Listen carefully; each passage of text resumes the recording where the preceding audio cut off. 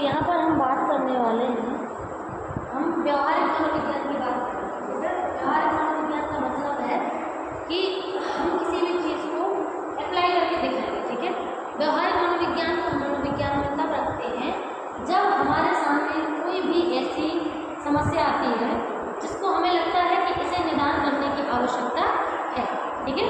तो जब भी कोई प्रॉब्लम हमारे सामने आती है तो हम पहले उस प्रॉब्लम के बारे में जानने का प्रयास करते हैं और प्रॉब्लम को जानने के बाद हम उसके समाधानों पर फोकस करते हैं, ठीक है। तो जो समाधान उससे निकलता है हम उस समाधान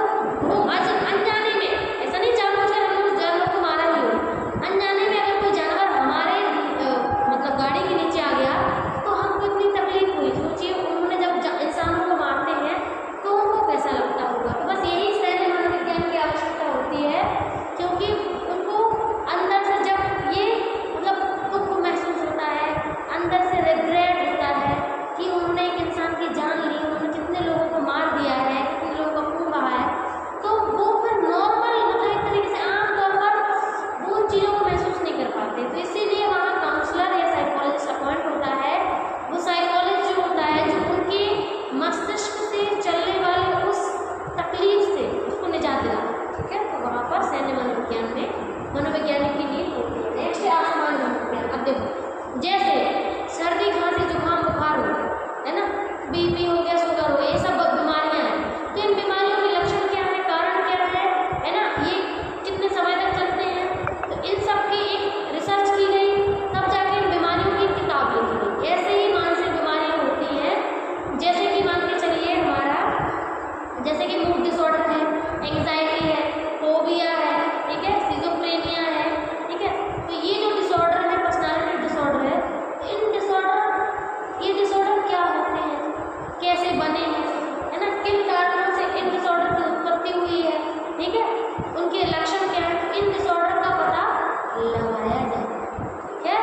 और उन डिसऑर्डर को एक किताब में लिखा जाता है, हर एक डिसऑर्डर का नाम लिख करके कि इस मनोविकृति की ये लक्षण है, ये कारण है, मेल या फीमेल में किसमें ज़्यादा पाया जाता है, इसका उपाय क्या है, इसको ठीक करने का ट्रीटमेंट क्या है। तो ये सब कुछ आसमान मनोविज्ञान की किताब में पाया जाता है, ठीक है। आसमान मनोविज्ञान की ज़रूरत इसलिए है ताकि लोगों के जितने भी मानसिक रोग हैं उनके बारे में डिफाइन किया जा सके, ठीक है। नेक्स्ट है तुलनात्मक मनोविज्ञान। तुलनात्मक का नाम से पता चल रहा है तुलना, किस चीज़ से, तुलना से, यानी कि जब किसी चीज़ की हम तुलना करते हैं तो वो तुलनात्मक मनोविज्ञान में आता है, ठीक है। तो तुलना किससे करेंगे, अब देखो, जैसे मान के चलिए अगर हमें इंसानों के बारे में, इंसानों के ब्रेन की स्टडी करनी है तो ब्रेन को खोल के देखना पड़ेगा, तो वहाँ पर फिर हमें छेद करना पड़ेगा, काटना भी पड़ेगा, तो वहाँ हम डायरेक्ट इतना हमारे लीगल नहीं है, तो हम क्या करेंगे, जिन जानवरों की ब्रेन की प्रोसेस प्रक्रिया और ब्रेन की आकृति आकार बिल्कुल इंसानों जैसा है, हम उन पर रिसर्च करेंगे, ठीक है। और केवल ब्रेन की नहीं, जितनी भी जैसे अधिगम हो गया, सीखना हो गया, है ना, मानसिक प्रक्रियाएं भी ले लो, चाहे बुद्धि ले लो, चाहे सीखना, चाहे इमोशन, अगर इन पे भी स्टडी करनी है तो हम जानवरों पर भी स्टडी कर सकते हैं। तो जानवरों की स्टडी का जो परिणाम निकल के आता है हम उसको तुलनात्मक मनोविज्ञान में रखते हैं। क्यों? क्योंकि जो रिजल्ट हमारा जानवरों की स्टडी से निकला है हम उसकी तुलना इंसानों से करते हैं कि अगर इसका ये आया है तो इंसानों का भी ये आएगा, ठीक है। नेक्स्ट है बाल मनोविज्ञान। बाल मनोविज्ञान का मतलब है बच्चों के ऊपर बात करना, किसकी, बच्चों की, यानी कि बाल मनोविज्ञान में हम बच्चों को इंक्लूड करते हैं जिनके ऊपर हमें स्टडी करनी है, ठीक है।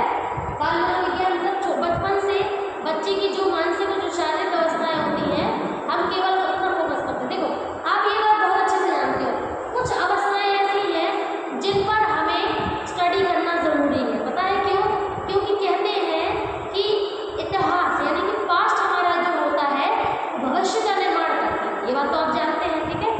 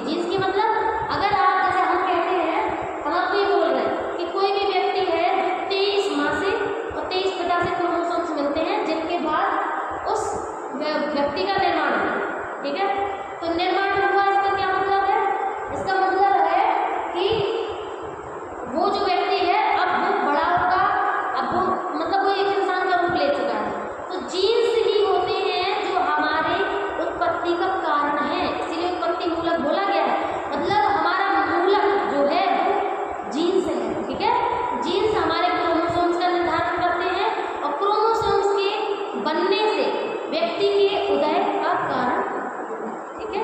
तो हमारे पैदा होने का कारण कौन है? जीन्स, ठीक है। जीन्स मतलब पहनने